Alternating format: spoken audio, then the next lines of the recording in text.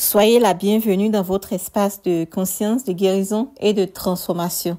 Dans cette vidéo, nous allons explorer ensemble les alternatives que vous pouvez utiliser pour substituer le sucre normal, le sucre blanc de table ou le roux, puisque le sucre roux ou le sucre blanc n'ont pas vraiment une grande différence. La seule différence pour le sucre roux, c'est qu'il y a un peu de mélasse, la substance qui est extraite de la matière du canne à sucre ou de la betterave sucrière pendant la transformation.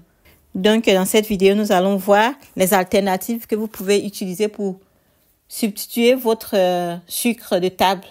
La seule alternative que je vous suggère, c'est de substituer avec des alternatives plus naturelles ou de réduire carrément votre consommation de sucre.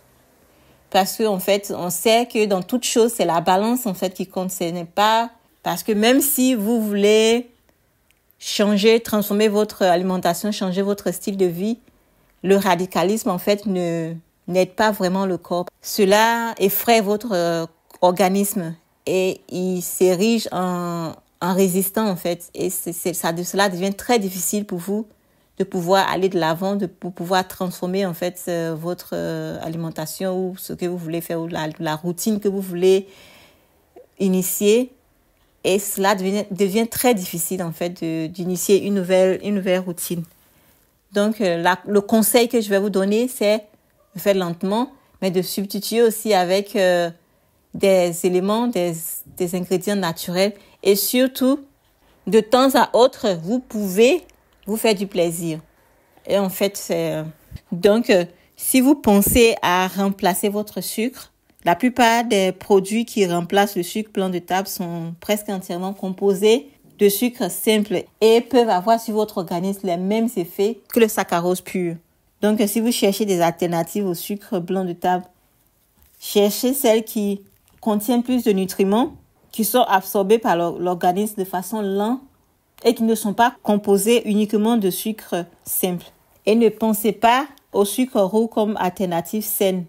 Il contient 93% de saccharose pur et une faible quantité de minéraux et de vitamines, car la mélasse qui y est ajoutée pour le rendre roux est très infime. Cherchez donc des sucres qui ne sont pas dépouillés de leurs nutriments, qui sont absorbés par l'organisme plus lentement que le sucre blanc et qui ne sont pas composés uniquement de sucre simple. En fait, les alternatives que je vais vous citer ici, vous avez l'agave.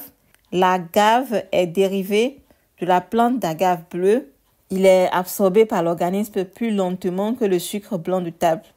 Il est riche en fructose naturelle et en nutriments tels que le calcium, le fer, le magnésium et le potassium. Vous avez aussi la masake. Il est fabriqué à partir du riz, inoculé avec du koji. Le koji, c'est le terme japonais pour désigner le riz moisi.